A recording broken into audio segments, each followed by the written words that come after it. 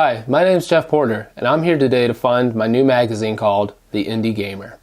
Inside The Indie Gamer, you'll find the latest news, developer interviews, and behind-the-scenes photos of what really goes on and the hard work that it takes to create some of your favorite independent games.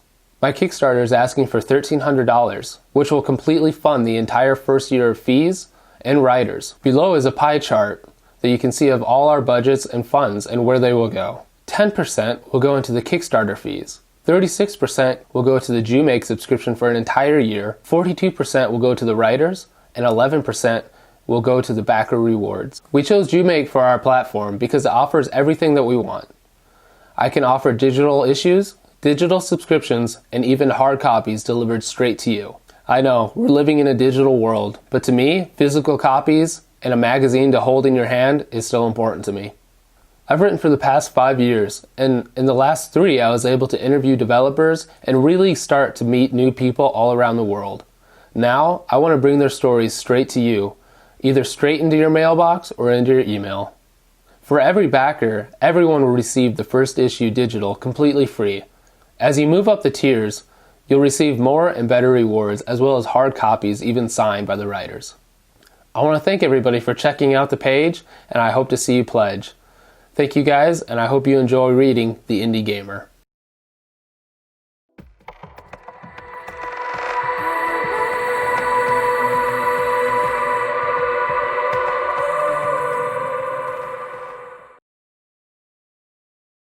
Hey guys, I'm super excited to officially announce our Kickstarter campaign on 1st February of 2021. This is not going to be an ordinary Kickstarter campaign. This is going to be a true adventure. We'll have community events, we'll design characters, quests, Easter eggs, and also, most important, there will be an awesome prizes for our community events. We'll have amazing, super exciting stretch goals. We've got epic Kickstarter rewards. You can be credited in the game. You can get physical swag, just amazing collector's editions. Join us. You can already sign up on Kickstarter page and follow the progression. Stay tuned.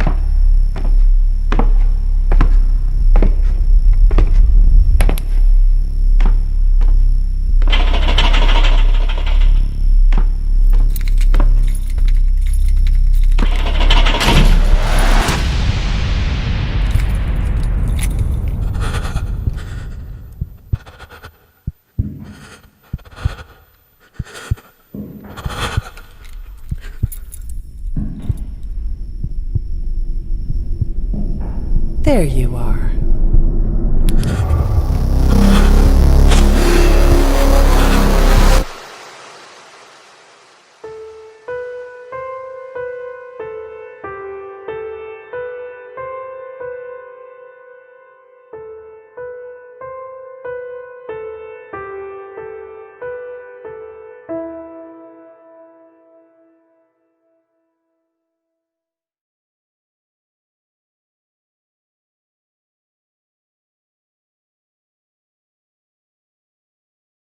What's going on, everybody? I'm Jeff Porter. I'm the creator and editor of the Indie Gamer magazine, and welcome to our first annual award show. We're all very excited. We have a lot of exciting stuff going on tonight. Even though 2020 was a rough year, there's still plenty to be excited about, plenty of cool things that people did, awesome games that people created from the development standpoint, art, voice acting, recreating it with cosplay. There's so much that people achieved in 2020. So while this award show may not have been exactly what we wanted, We're making the best of it. We're doing what we can, and we're very excited to be here. Thank you everybody for watching and tuning in. We hope you guys enjoy the show. First up, we're gonna go through some trailers. We have our first guest speaker, along with our first award. So without further ado, let's get into the event, let's get into our guest speakers, and let's start having fun. And this father, old man, is walking through the yard, and his son, dressed up as a Turk, rides in through the gate. Old man just ran, scared, like he saw the devil himself. And the son is chasing him. He yells, "Stop! I am your son!" And old man just lost his wits. He died soon after that. That's how scared he was. Look, Jesus, Mary, it's him, the infamous, the bandit. there are just two of them. There's a reward. All right, you have your pistol? Huh? You're coming with us. Or we can shoot you right here. No difference to me. My brothers, you must have mistaken me for someone else. Jesus, Mary!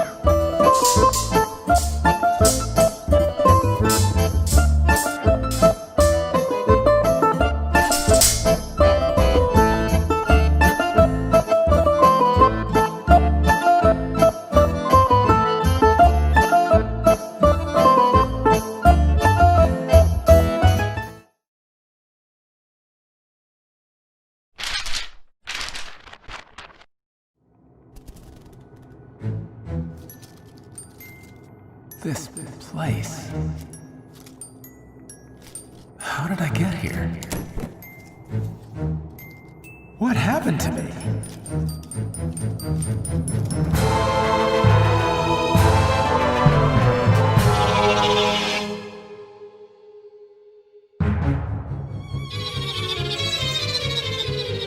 You're born again. Wake up, my friend. You only one piece, and yet you can bend. 2 arms, 2 legs. I've cut you good. I made your face as wrong as I could.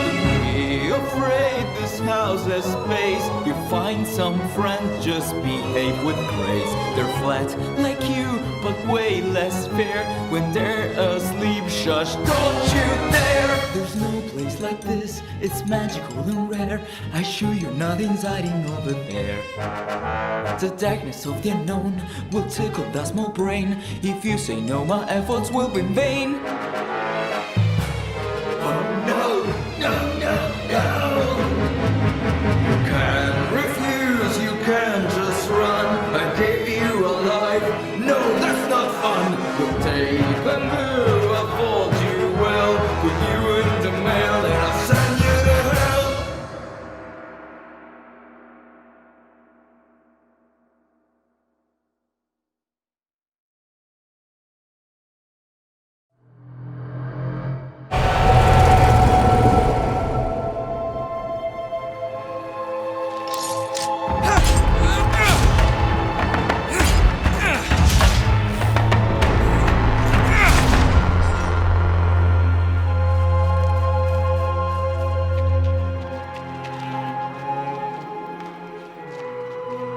Oh, that was a close one.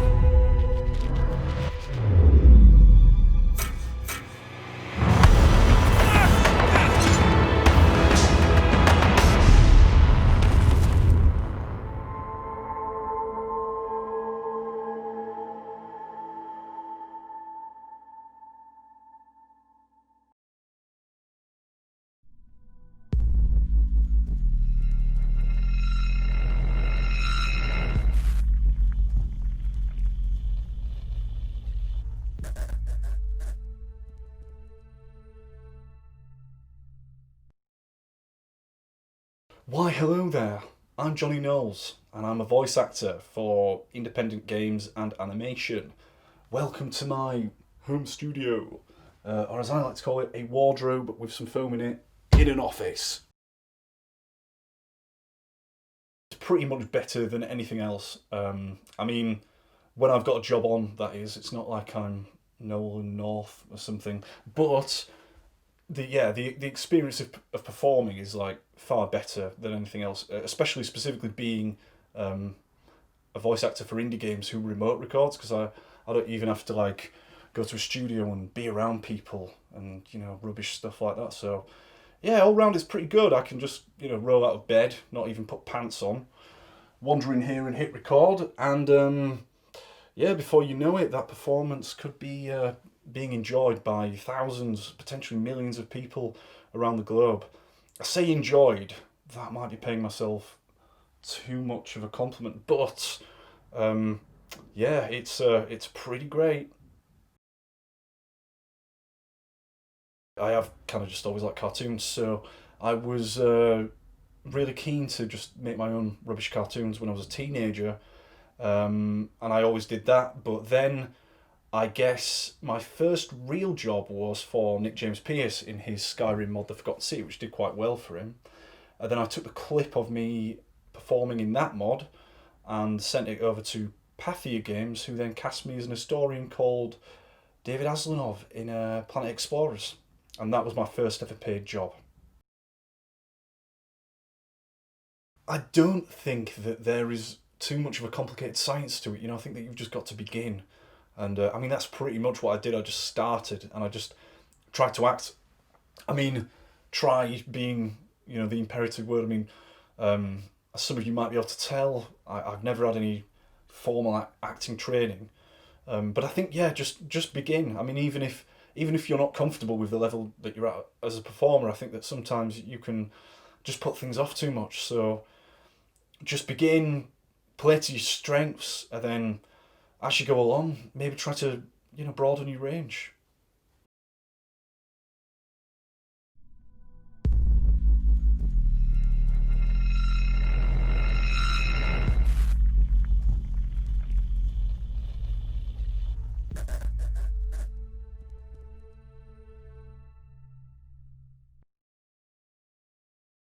Oh, that's awesome. Thank you so much from Jonny Knowles, guys. Proving that you can do anything. Doesn't matter that it's 2020. Get in that closet, put some foam on the wall, start recording. That's so cool. Such a cool story. He's got a great body of work. I really appreciate him coming on and talking to all of you guys. So now is the exciting part. Let's get into our first award. Our first award tonight is going to go to the best mobile game. There was a lot of great mobile titles that came out. Mobile gaming's kind of, you know, making an edge into the gaming market. I know there's a lot of people who say that it's not real gaming. They don't know what they're talking about. Gaming's gaming. So here are our nominees for the best mobile game of 2020. South of the Circle, Reigns Beyond, Creeks, and Golf on Mars. And the winner is Creeks.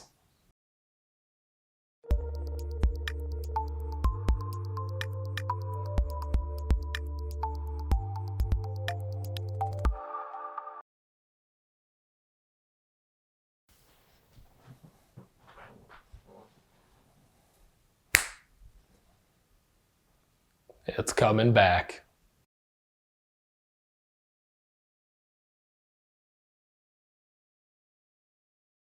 Hey guys, welcome back. Hope you guys enjoyed hearing from Jonny Knowles, seeing some awesome trailers, and our first award tonight that went out to the best mobile game.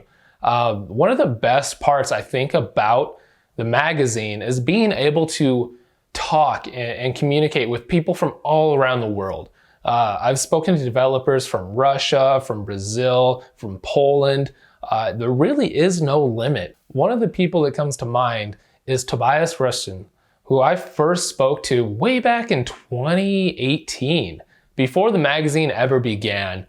I came across his game Hellbound, and I was writing about it for another site. And I kind of had this idea of what I wanted to do for the magazine. And so I reached out to him and I said, hey, I haven't even started. You know, I don't have a mock-up. I have nothing. But I want to start this gaming magazine, and I would love for you in your game Hellbound to be the first cover. Now, he could have laughed at me. He could have said, nah, it's all right, kid. That, you know, keep keep up your dreams. But Tobias didn't. And he said, of course, yeah, I'd love to. And I ended up getting an interview. He was the cover image for the very first issue of the magazine. And now he's come back to talk in this very event. Hellbound will always hold a special place in my heart for, taking a chance on this new thing. So without any further ado, let's jump into some more trailers, get some more awards, and hear from the Hellbound developer himself, Tobias Rusjan.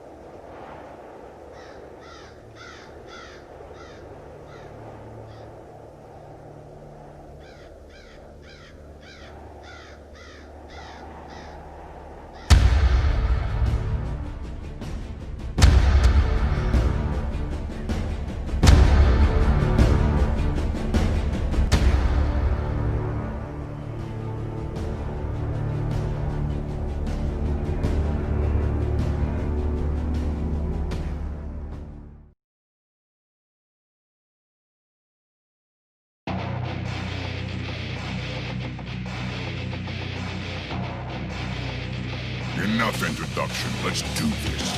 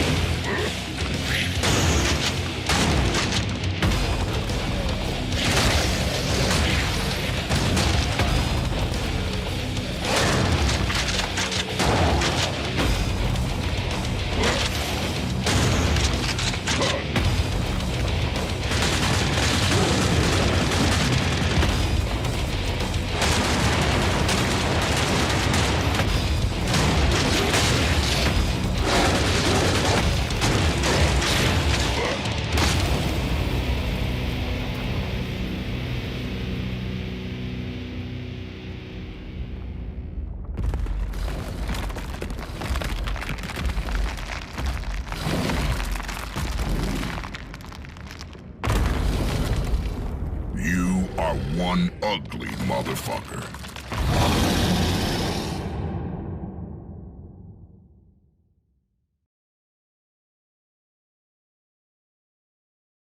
Hello guys, how is it going? Tobias Rusjan here from Cyber Studios, the creators of Hellbound, the 90s FPS 30 years later. First of all, I'm sorry for my English. My English sucks, but I'm going to do my best and try to keep it simple. I started my career in the late 90s, working on a program called Deep Game Studios. Maybe some of you guys remember it. It was a Spanish tool, and I remember to play a lot with that. It has a simple programming interface, and it was a complete program where you can make sprites, program, make sounds. It was a lot of fun, but you were able to make some basic stuff, 2D of course. Since then, I keep making games during high school. I learned some C++, another basic language. And after high school, I started working as a very junior programmer, making mobile games for another companies. And I learned a lot. Then Unity came out, and we made games using it. And in 2011, I quit my job and started Cyber Studios, which is in with what we are working since then, almost 10 years now. We started with Doorways, which is a horror saga, more like Amnesia style, and it was pretty tough because I start alone, and then some guys join me, let's say. But it was a pretty crazy journey with a lot of experience in the path, and a lot of failures and some wins as well. We published our first game in 2013, which was Doorways Prelude. The game didn't go well at all in terms of critics. It was a basic game, but it gave us money to make another game in the series, which was better. And then after all the Doorway saga, which took us about 5 years in total, we started with Hellbound, which is a game I liked to make since I was a kid. I love all the Doom, Quake, Heretic, Duke Nukem, Blood, and all of that crazy madness. So finally, we started in 2016 to make some concept, make some basic ideas, sketches, and in 2017 we announced it with a trailer and started the closed beta to publish the survival mode in 2018, which was when I get contacted by Jeff from Indie Gamer Magazine. So it was 2 years, 3 years now. We started working with our publisher, which is Nimble Giant, and that gave us the chance to make the full campaign mode of Hellbound, which was awesome. And we just released it in August. It was a lot of work, a lot of people involved. As I told you before, I started alone, then some team members joined us, and games started to get bigger and better. So it was pretty tough to organize everything because I used to work as a programmer and just I only did my stuff, which was programming. Well, with Cyber Studios, I had to program and also make models, 3D models, organize the things for the rest of the team, even make sounds, animations. It was pretty crazy, but a lot of experience was gained in the process. So it's pretty cool. I'm sure this is the career I love. Have a great event. Hope everything goes well, and let's continue making and playing indie games, which is awesome. Cheers.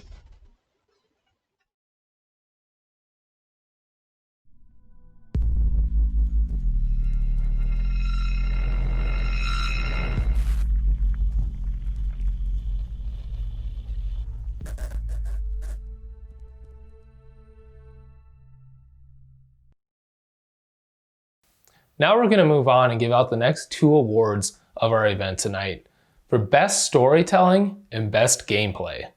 Our nominees for Best Gameplay: Hades, Raji, an Ancient Epic, Ghost Runner, and Fall Guys. And the winner is Hades. Best Storytelling nominees: Spiritfarer, Necrobarista, Carrion, Raji, an Ancient Epic. And the winner is Raji, an Ancient Epic.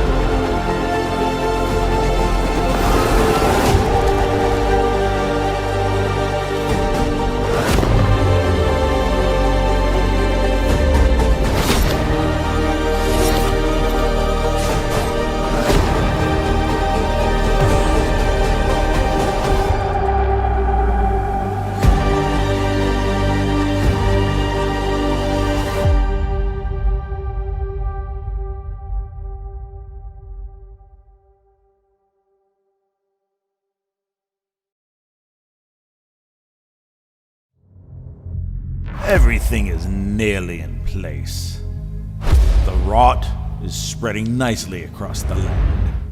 Soon, control of the land will return to us. King Aelwyn won't stand for it, my lord. I will deal with Aelwyn. I will sow confusion and chaos. I will send my servants across the land to terrorize the populace. What if someone rises to stop you? How can they? If anyone were going to stop me, they would have to come from nothing, gain the support of the people, rise up in the ranks of the shielders or the nobility, avoid my touch, and get the ear of the king. My lord, such people exist. No!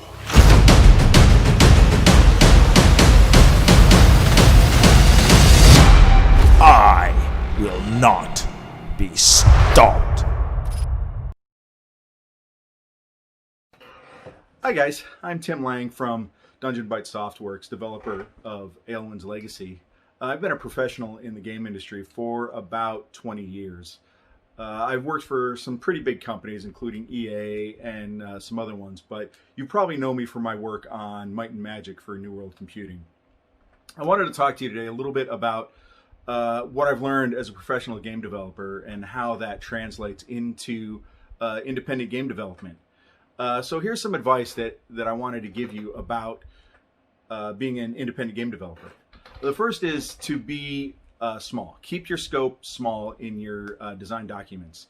A lot of developers who are new to the industry or who are just learning about being a game designer, they want to have big worlds. They want to make a full-size GTA with an open world or the biggest RPG you've ever seen, things along those lines. And when you get a scope so big, eventually that starts to overwhelm you, and then you give up on it. So what I would suggest you do is make a small game. if you want to make a huge MMORPG, start with a small MMORPG and go from there. And I think you'll find with smaller sized games, you'll end up adding on to it until it's a big game. Another piece of advice that I wanted to give is to stay focused. A lot of times you'll get distracted, and even myself, I get distracted. You get ideas going on in your head all the time.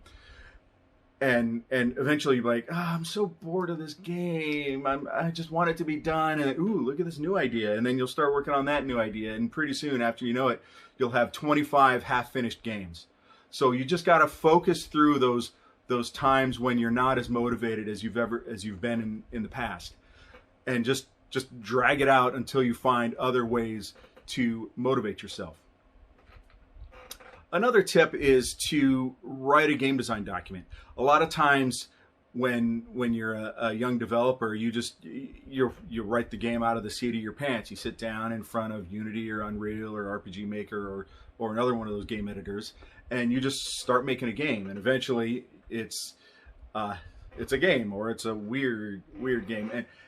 And what I found is with a game development document, you have your blueprint for what you want the game to be, and you can spend a lot of time thinking about what you want the mechanics to be, what you want the story to be, and then you don't end up just developing yourself into a corner where you have to rip out a lot of old work. So it's a given to do a game design document, if you ask me. Another thing that I recommend you do is just play a lot of games. You're a gamer. You have to be a gamer if you want to be a game developer. So play as many games as you can find.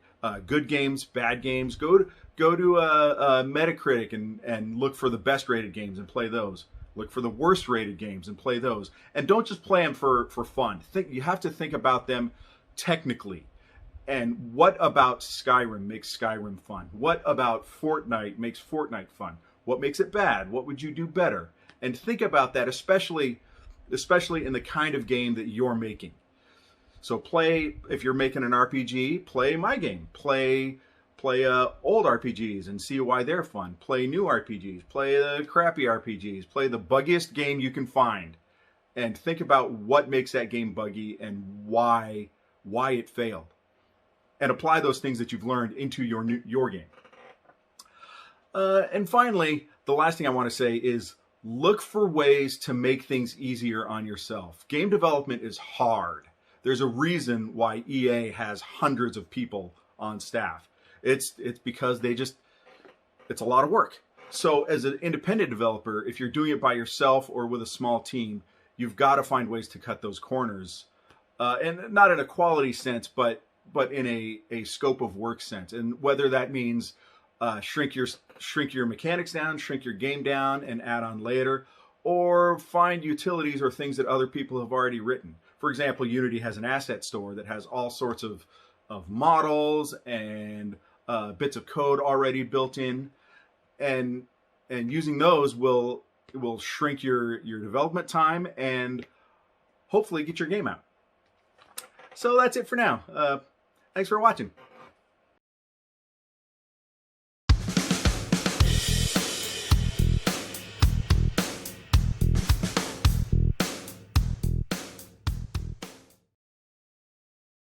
All right, guys, welcome back. Thank you so much. If you're just tuning in, we just heard from Tim Lang, a solo developer, making his own game by himself, which is pretty incredible. We look forward to seeing the finished product.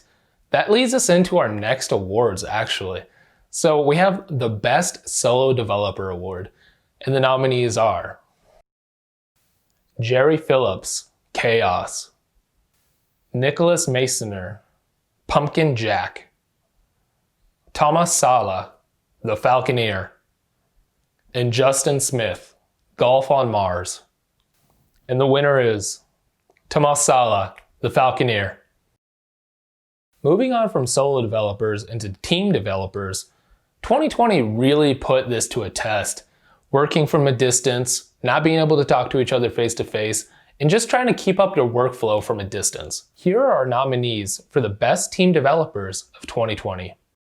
Ravenhood Games, In Silence; Kinetic Games, Phasmophobia; Mediatonic; Fall Guys, Slipgate Ironworks, and one more level, Ghost Runner. And the winner is Kinetic Games, Phasmophobia. Now, when I first started the magazine, I'll be completely honest, I had no idea what I was doing. I just knew that I loved writing and I loved independent games. I knew one of the first things I had to do was get the magazine out there, just at least so people found it and so they knew what it was. So I thought, I'll make an ad. I'll get some of my buddies together, we'll make it a little funny, and hopefully somebody will see it and just know that the magazine exists. Since then, we've made multiple commercials with varying degrees of success, but we've always kept it lighthearted and fun. Here's a look back at the first commercial we ever did.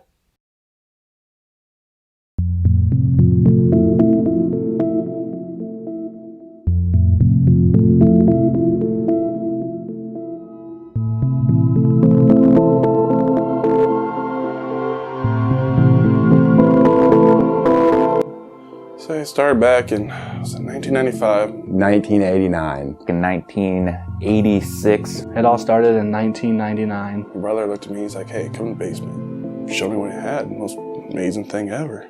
I couldn't believe it. And from there, it just spiraled out of control.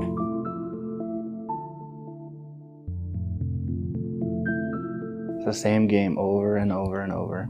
I wish there was an alternative to AAA gaming, but I just don't know where to look. They're guilty of taking the same thing they've already done, reskinning it with snow instead of desert map. And over and over. Keep getting worse, worse, worse, worse. All he wants money. Now, you can just drop some money on a game and get the best, most accurate weapon. Skill versus money. Skill's here, money's here. That's how it goes. The fastest vehicle. It's pay to win. It's ridiculous. And over and over. Little 12-year-old boys take mommy and daddy's credit card. We got the best gun in the game. We're better than you, noob. I'm a grown-ass man. I never had to worry about anyone paying to beat me. It's tearing me down at the knees. Just because you buy to win. And over and over. I can't compete anymore. Even working double time. I just can't help it. I have to do it over and over again. I don't know, man. I got a problem.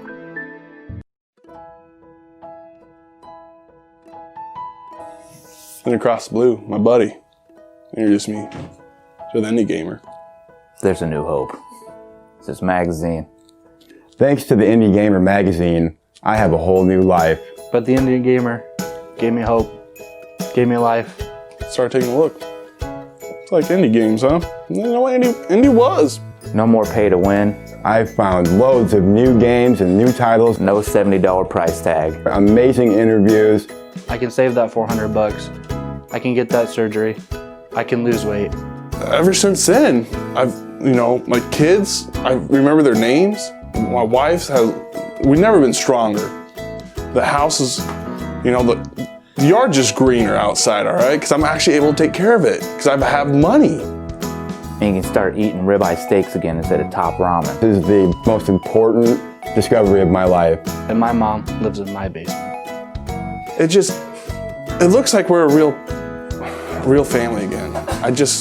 I can't be thankful enough for the Indie Gamer. Thank you, Indie Gamer Magazine. Thank you, Indie Gamer. Thank you. Thank you, Indie Gamer Magazine. Look at the Indie Gamer.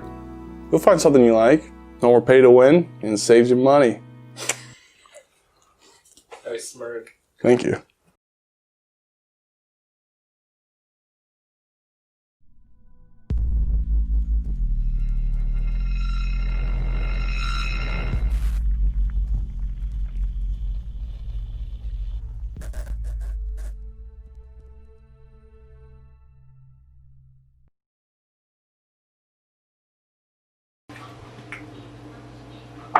Oh, hey, caught me looking at an older Indie Gamer.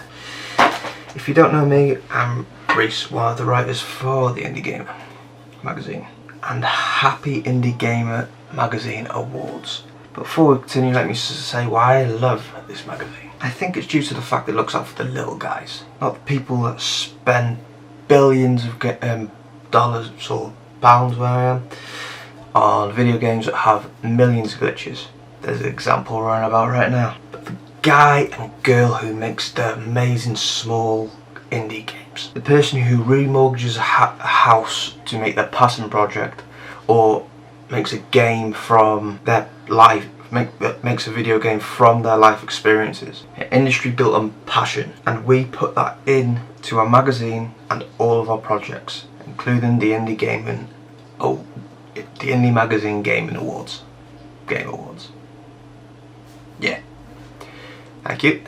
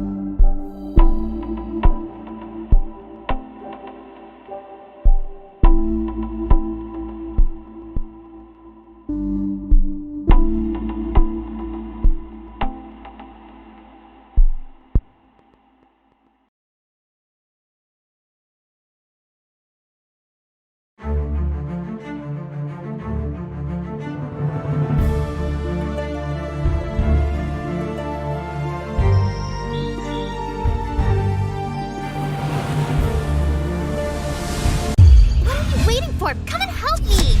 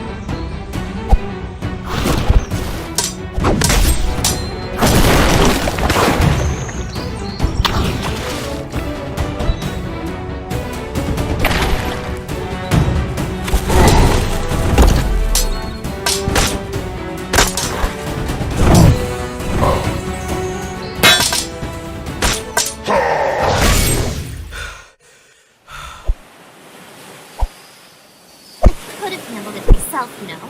But thanks anyway. Watch out behind you!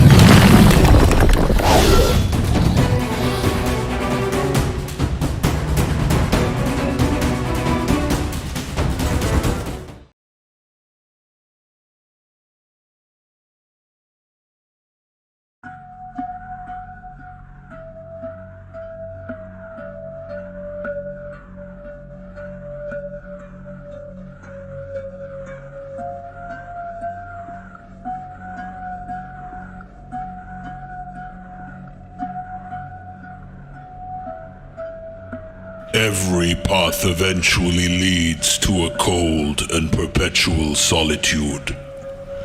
Eventually, even that is exhausted. Only the abyss remains, the binding thread of all matter, entropy.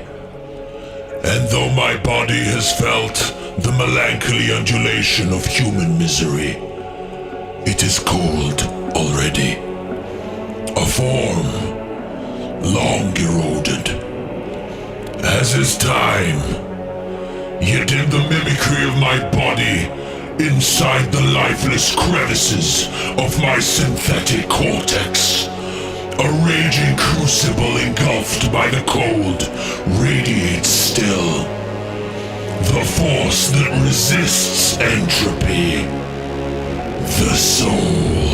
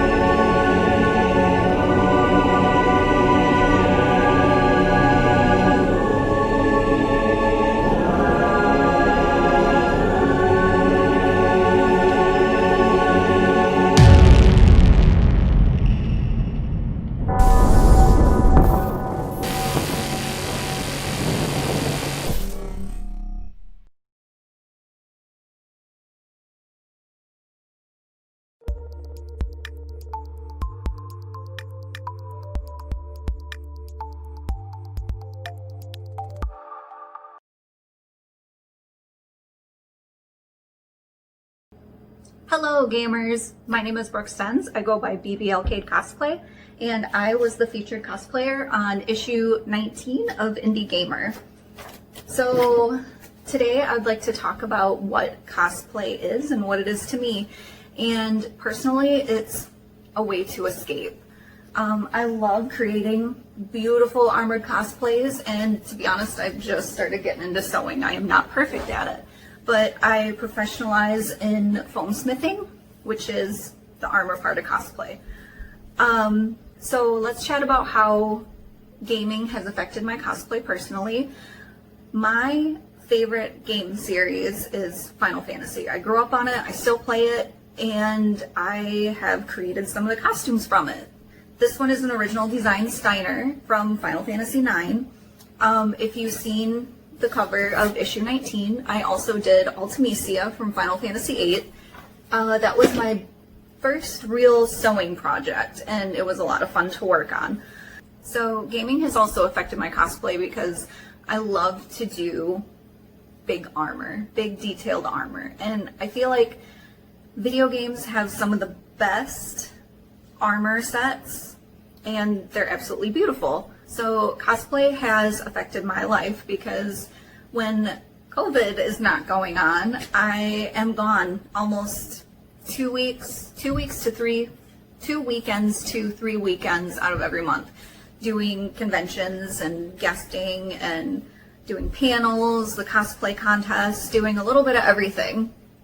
I love doing them because I always meet so many new people and get great ideas for more cosplays and meet people. My favorite cosplay that I have created is probably my Ysera from World of Warcraft, but it was also the Zack Fisher art design.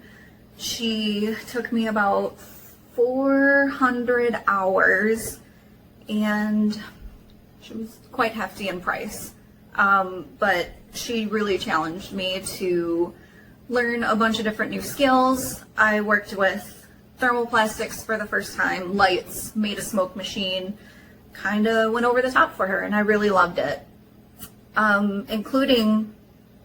Included with that is my favorite cosplay memory, which is going to Dragon Con for the first time, where we did a Project Ebon Blade meetup. And we had so many different creators there. We had not almost, but pretty close to every character from the Project Ebon Blade art group. And it was so awesome seeing so many different variations of the costumes and how much work everyone put into their costume, and it was overall a great experience and very memorable for me. One of my favorite cosplay materials and items I do have next to me. The best thing is you need some good glues. Contact cement is personally my favorite. Works the best for foam. Super glue's up there, but sometimes it does not hold that well. But I love those. Also, when working with foam, you need some good knives because you don't want to be cutting your foam and having it rip in half or have some little flaky pieces or anything like that, you know, up there with it. Good X-Acto blade for details. You need some good pens for tracing. Always have good pens on you. And lights you don't have to get, you know, super crazy with. That's kind of a preference thing, but I like these little fairy lights just for a little bit of pop. I mean, they're simple, they run on batteries, you can wire them through anything. They work pretty good. Also, my favorite thing to use is a Dremel. I have a 3000, works really well, but I also have the attachment. You kind of want this because when you have small hands like I do, you can just grip it completely perfect and you don't get a lot of wiggling from it like you do sometimes with Dremels. It's pretty awesome. Just a little rundown on how I create my cosplays. I kind of think of in my head how I want to create the character. So for Steiner, this one was a art designed by someone else. So I looked at the pictures and created the costume from how they drew it. And that's how I got that one. Steiner is mainly made with foam. I think I used 6mm on everything, except for the wraps. These are 2mm, and everything is contact cemented, the little jar, right in place. You want to use that with everything, to be honest. Paint's pretty simple. I don't go crazy spending money on paint. It's just the folk art, you know, what you get at Walmart. You can find some really good stuff. One of my favorite paints to use is the folk art color shifts. So one of them I used on a costume, my Maru costume. It color shifted from blue to purple. So depending on the light you were in, you'd be either blue or purple, or sometimes have a little bit of both in the sunlight. And as for this costume over here, this one I created all on my own. It's a Mushu from Mulan, and there's more to it, but I figured this would be pretty much all you'd see. But I created it all on my own, just kind of came up with the design as I go.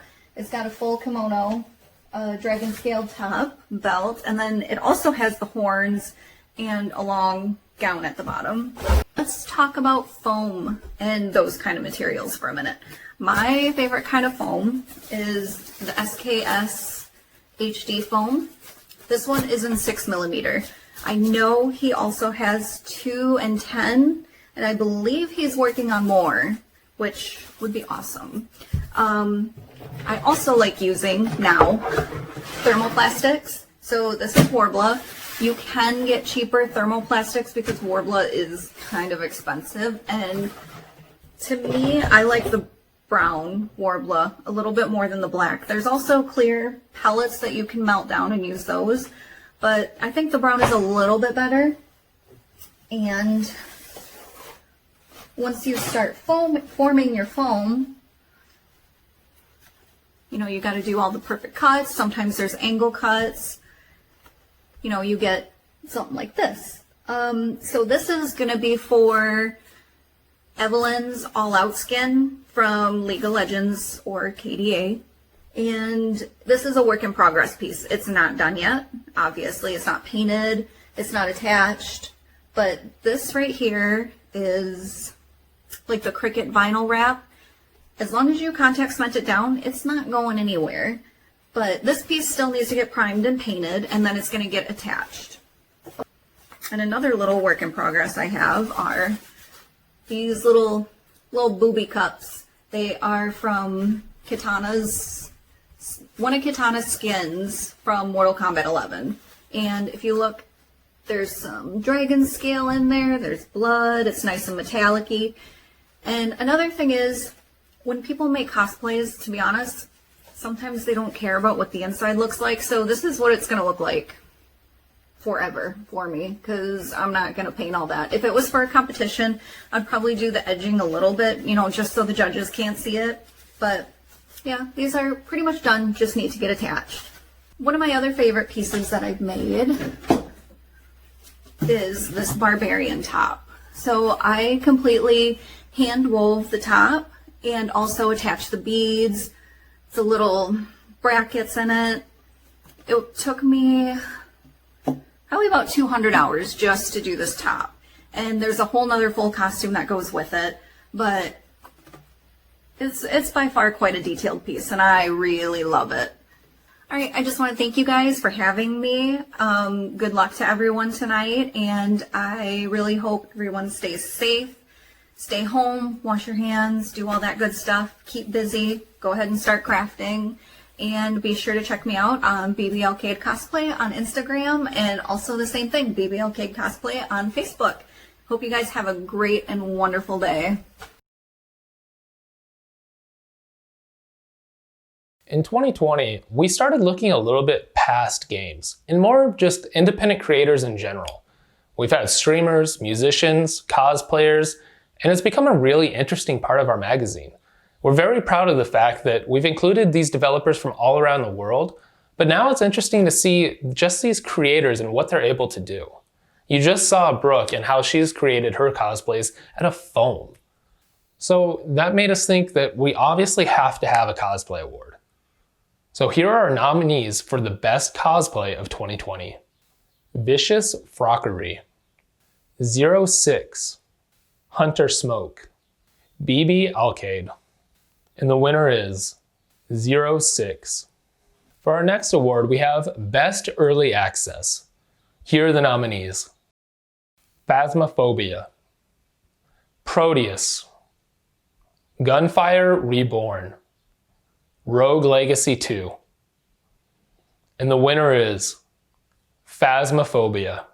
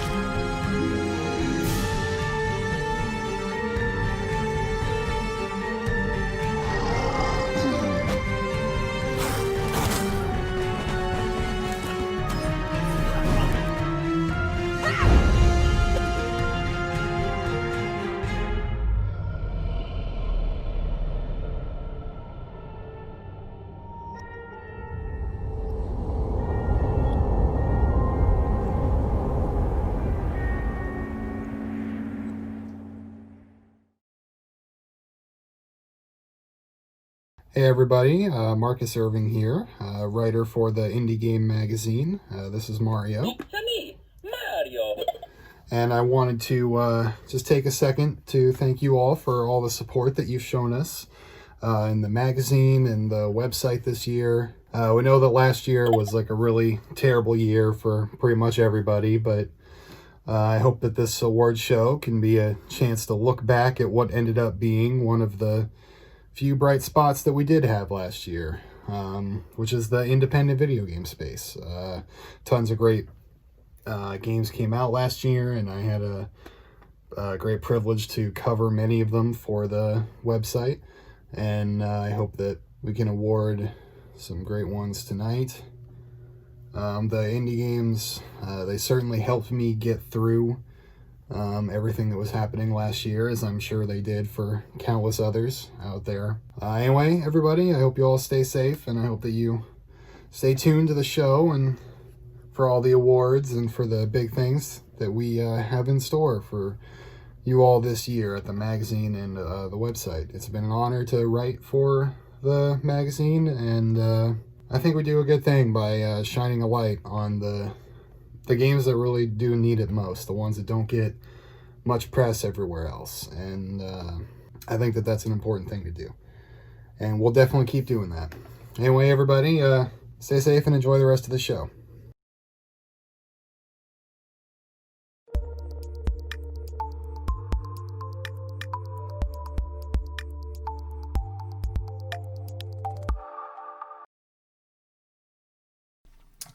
Hi everybody, my name is Tomas Sala. I'm the creator of a game called The Falconeer, and the good people at Indie Gamer Mag asked me to tell a little bit about the game and what's it like launching it. As you can tell, it's a physical box release. It's also an Xbox Series X launch title, so it launched the 10th of November, so a little time ago. It is a quite of a strange game, really. It's a combination of weird mix of ingredients. First of all, it's a game that was I created as I'd say a form of personal self-expression that deals with quite dark topics about being stuck in an unhealthy situation and trying to wrestle free, and emotional violence that sometimes happens when that occurs, and when you get out of those situations, and that is the core theme, trying to be free, getting away, but having to wrestle with whatever's holding you down. And I try to put that rather personal story in a gameplay that I enjoyed when I grew up. So that, my personal escape, which was always air combat games, and mostly historical air combat games like World War One, Red Baron style games, but definitely something like Crimson Skies, very arcadey, very not too fast, very guns focused, not missiles and long range, but these really intense dogfighting games, and flying away, exploring environments and stuff. I've also done a lot of modding in the past, so I have a lot of love for open world games. Did Skyrim modding, so those three core ingredients came together and formed the idea of the Falconeer. Is flying around on top of a giant bird, doing dogfights, exploring an open world, and a story that sort of mimics the themes, the personal themes, which are also around in the design and the world building of the game. So that's what the Falconeer is. It's a like I said, it's a strange mix. It's out. Which is a roller coaster of a ride. How do you call it? Let's say it's a sledgehammer, because it's interesting. It's new experience. It's reviews. It's people playing your game, providing feedback. It's praise. It's criticism. It is all that stuff. It's just coming at you from day one that it's released, which is a heavy experience if you've spent years just in this room, or working on the game mostly by yourself. It's a game I've done all the art, coding, AI, gameplay, writing, tech art. It's a solo developed game basically, I've had the help for the music, of course, because I'm not a musician, from Benedict Nichols, who developed an amazing score, and a fantastic publisher in Wide Productions. And I've had Stefan Wijnker the last months helping me with, porting this to consoles and stuff like that. But on the whole, it's been a very private experience, and now it's out in the world. I think an interesting takeaway for other indie developers, especially if you're a micro team or even by yourself, is that you really run into the limitations of what you can do when you are just you. I think looking now at the things people love, which are the world, which is that personal angle, which is the controls of the game. But there's, the game is very slow starting story-wise. And it takes nearly 2 chapters before it becomes really epic and diverse and exciting. And I think that is an interesting micro case for micro games, that I developed it linearly, so chronologically. So I started with chapter 1, or with the prologue. Started with chapter 1, then did chapter 2, then 3, and then 4. The 4 main chapters of the game. And that is a limitation that works well when you're making it, because you have an overview of where you're going and where you want to go, and you can evolve the story that way.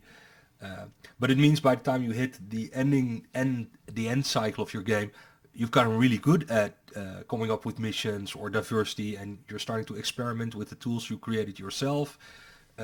So if you look at if people buy the game, they play chapter 4, it's a much more diverse, much more tight experience, less fluff. It's all in all, it's a better chapter than the first chapter, which I created at the very start when I wasn't as proficient, and so maybe some tools were missing, some things weren't as polished, which I had to work around, which were polished at the end. I have gone and tried and fixed that, but I'd say that the game, because of that, you also don't know how long people will take it. It's a slow starter, so that's an interesting little micro-sized insight on what happens when you develop a game by yourself. You have these interesting choices you need to make to develop the game, and they do have an impact on the overall game. That said, at the moment, now that the game is out, it's been fantastic because people play it, they have feedback, they come on Discord. We've had wonderful discussions with players about mental health and what it means to create something expressive and how that can help. So it's had wonderful results, and I'm analyzing after a while. It takes weeks, probably months, but at some point you'll have enough distance to see, okay, that is something I made a mistake, or that's unbalanced, that's too difficult, and then you can start fixing that. I think that's the launch itself is not an enjoyable experience. I enjoy making games, and now that after launch I can calm down and get back to the gritty of it. Say, okay, let's balance chapter 1 better. Let's remove some of the things that weren't flowing well, and you just improve the game. And that's where I'm at now. It's been out for not that long, so back to making games, or that game for now, for a little bit, making new content. So that's a little introduction to the Falconeer. Hope it helps, and enjoy the rest of the show. Here are the nominees for the best soundtrack: Ben Babbitt, Kentucky Route Zero; Gabe Castro, Drums of War; Kevin Pankin and Jeremy Lim, Necro Barista; Benedict Nichols, The Falconeer. And the winner is Benedict Nichols, The Falconeer. Here are nominees for Best Voice Performance: Logan Cunningham, Hades; Janine Haruni, Haven; Shruti Ghosh, Raji and Ancient Epic; Lorraine Ansell, Paradise Killer.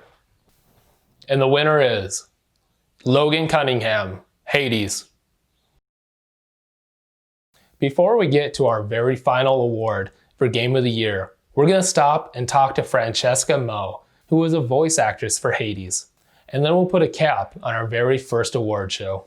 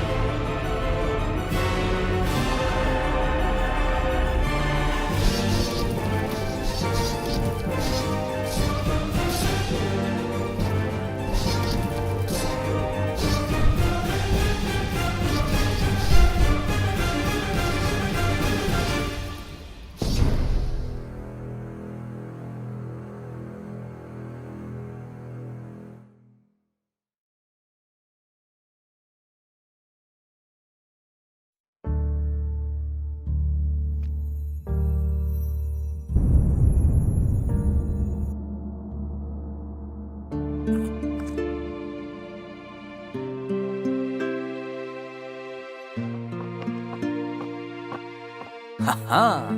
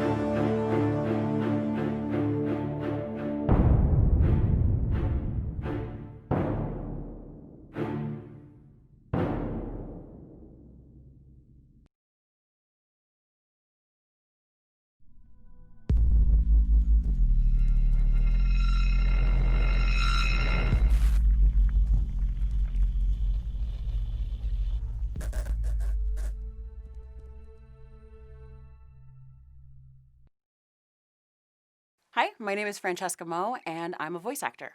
All right, so the day in the life of a voice actor. So it usually starts with emails and auditions and basically trying to answer everyone. There's always people that want to work with you. There's always deadlines for your agent that you have to get, auditions done for. And yeah, it's a lot of correspondence. And then once you actually do book something, then you're fortunate enough to actually get to step into a booth. And so for me, it's just all about when you do step into the booth, all about creation because you can't really you don't really know what you're going to be recording when you go in 9 times out of 10.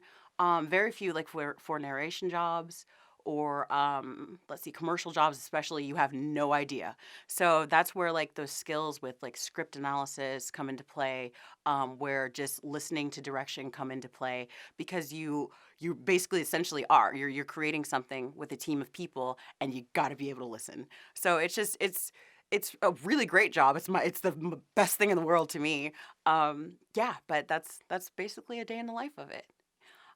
When did I get into voice acting? Okay, so I went to college for theater and I was doing lots of plays at the time. Actually, every year I would do the theater conference in my town. And there was one year where I was doing the theater conference and a fellow actor he was doing so many cartoons in the 90s, especially in Omaha, Nebraska, where we're from. Yeah, he was recording for Street Shark, Strawberry Shortcake, all kinds of things. And he was telling me, he's like, hey, you could do this a lot more if you might maybe check out voice acting. And I was like, yeah, I've always been interested in it, but I kind of imagine like life on the stage. And so after becoming a mom, life on the stage is a lot harder because you have rehearsals 5 nights a week, and that's for a month. And then you have the show every single night for a month. And so it's like there's not a lot of time to be home. And so with voice acting, it was one of those happy mediums where I could still do what I love, but also be able to express myself and just have a great time, honestly, because I've always been into video games. I've always been into anime, huge into anime. And so, yeah, I've always just wanted to just see what I could add to that. And so I started off with doing commercials and then kind of did a few indie games here and there. And it just kind of exploded and took off from there. And I really, really, really am in love with it. So, yep, started in theater and just kind of naturally transitioned over. Okay, so some of my most recent projects would include Hades, the Rift Breaker. I've got a couple more games that are going to be coming out, so can't talk about this quite yet. But so far as like with Hades, yeah, I've voiced Eurydice, and she's a nymph that lives in Asphodel. And it's just been the most amazing experience because for me, I grew up with Greek mythology. I love Greek mythology. It was just one of those. I was a Greek mythology nerd in high school, and so like at the time, God of War was just like the biggest thing on the planet to me. And so I really, really, just really, really love it. And when I was approached about it, I was like, oh, okay, yeah, sure, let's go for it. Let's go. And then did an audition, kind of did another one just to kind of see, and then they were like, yeah, we're gonna go for it. So it was like the most amazing experience, and it was so much fun. Each session, we were all laughing. It was one of those things where it's like, okay, you guys, we're working. This is fun, but we're working. And so, yeah, I absolutely adore it. I adore Greg. I adore Darren. Everybody at Supergiant Games is a rock star, and honestly, I'm just happy and grateful for the chance to be a part of it. So, what would I tell somebody that wants to get into voice acting? I would tell them that their voice is unique, that what they could bring to the industry is unique, because no two people sound exactly the same, and no two people are going to read a script the same. And so for me, it's bring everything that you are and don't worry about what's already available. Acting is key. It's more than silly voices. It's more than impressions. It's more than be able to go ooh, or hey, like Mario.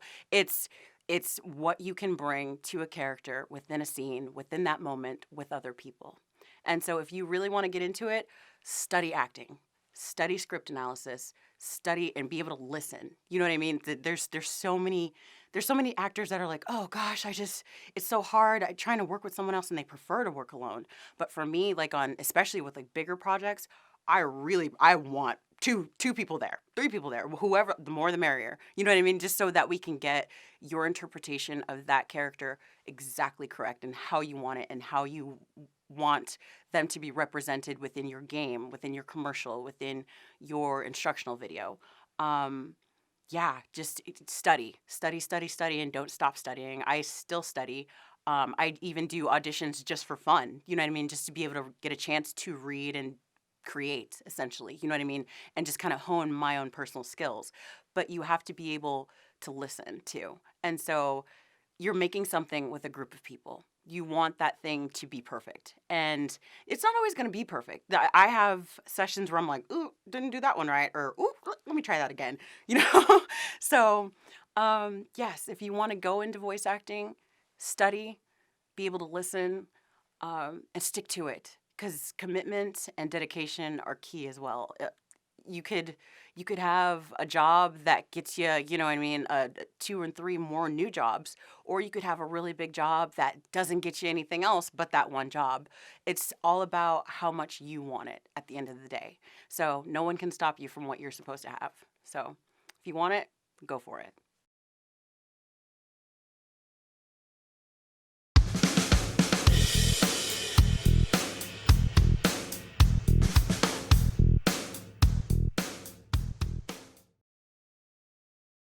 Welcome back, everybody, and if you're just tuning in, you're just in time to hear the nominations for Game of the Year. Hades, The Falconeer, Cloudpunk, Necrobarista, Fall Guys, Phasmophobia, Raji, An Ancient Epic, Carrion. And the winner is Hades.